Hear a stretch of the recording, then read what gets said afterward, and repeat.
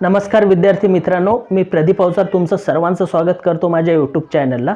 बघा, जे विद्यार्थी जे आहे ना एमपीएससी राज्यसेवा, एमपीएससी ग्रुप बी आणि सी ची तयारी करतात, त्याचप्रमाणे सरळ सेवेची तयारी करतात आणि तलाठी या परीक्षेची तयारी करतात, तर त्या विद्यार्थ्यांनी जे आहे ना पूर्ण व्हिडिओ बघा, म्हणजे तुम्हाला नवीन नवीन ट्रिक समजतील की कशा प्रकारे एरर टाईपचे किंवा इंग्रजी या विषयावरती येणाऱ्या प्रश्नांची आन्सर काढायला पाहिजे। ठीक आहे, तर आपल्याकडे बघा एक एरर डिटेक्शनचा प्रश्न आहे की तर हा प्रश्न काय होता, each of the two sisters were hard working.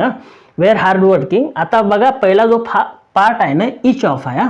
आता एक गोष्ट लक्षात घ्या, ऑफ आहे, ऑफच्या आधी काय आलेला आहे, इच आलेला आहे आणि त्याच्यानंतर काय होतं, द टू सिस्टर्स। हा तुमचा सब्जेक्ट आहे। म्हणजे वाक्यामध्ये काय आपण ऑफ वाली कन्सेप्ट काय सांगते की ऑफच्या आधी जे नाउन प्रोनाउन येणार किंवा ॲडजेक्टिव्ह येणार त्याप्रमाणे काय असायला पाहिजे, आपलं वर्ब असायला पाहिजे। मग इचचा अर्थ काय होते मराठीमध्ये, याला म्हणतात प्रत्येक। प्रत्येक म्हणजे काय, हर एक याला काउंट केलेलं आहे। मग हे सिंग्युलर आहे की प्लुरल आहे, तर हे सिंग्युलर आहे म्हणजे एकवचनी आहे। मग जर का हे एकवचनी असेल तर आपला वर्ब कसा यायला पाहिजे, एकवचनी यायला पाहिजे।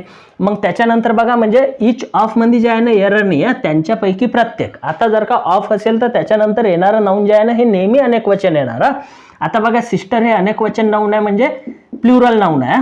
त्याच्या आधी टू जे आहे ना हे कोणाबद्दल माहिती देते, सिस्टर बद्दल, म्हणजे हे काय झालं आपला ॲडजेक्टिव्ह झालं आणि हे अनेकवचन आहे म्हणून द आर्टिकल आहे, म्हणजे बी मध्ये एरर नाही आहे। बघा मित्रांनो, ए मध्ये एरर नाही आहे, बी मध्ये एरर नाही आहे, चूक दोन्ही मध्ये नाही आहे। आता सी मध्ये जे आहे ना हे आपलं वर्ड जे आहे ना हे पास्ट टेन्स वाले हेल्पिंग वर्ब घेतलेलं आहे जे की अनेकवचन आहे, पण वाक्याचा सब्जेक्ट ऑफच्या आधी काय आलेला आहे, इच आलेला आहे की जे सिंग्युलर आहे। मग जर का हे सिंग्युलर असेल तर आपलं वर्ब कसं यायला पाहिजे, सिंग्युलर यायला पाहिजे।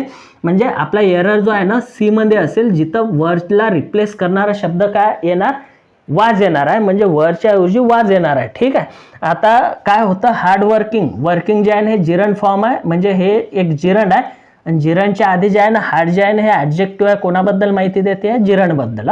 म्हणजे आपलं जे आन्सर असेल ना सी मध्ये, हे आपलं जे आहे ना आन्सर असणार आहे सी, म्हणजे 3 नंबरचा आपला ऑप्शन असणार आहे। बघा विद्यार्थी मित्रांनो, अशा छोट्या छोट्या ट्रिक शिकण्यासाठी हे ट्रिक जर का तुम्ही व्हिडिओ बघितले तर तुम्ही जे आहे ना आन्सर खूप कमी वेळामध्ये जे आहे ना काढू शकतात। जे नवीन विद्यार्थी असतील त्यांनी चॅनलला सबस्क्राईब करा, व्हिडिओ आवडला तर नक्कीच लाईक करा आणि तुमच्या मित्रांना पण शेअर करून जे आहे व्हिडिओ त्यांना पण सांगा। सर्वांचे खूप खूप मनापासून धन्यवाद माझा व्हिडिओ बघितल्याबद्दल।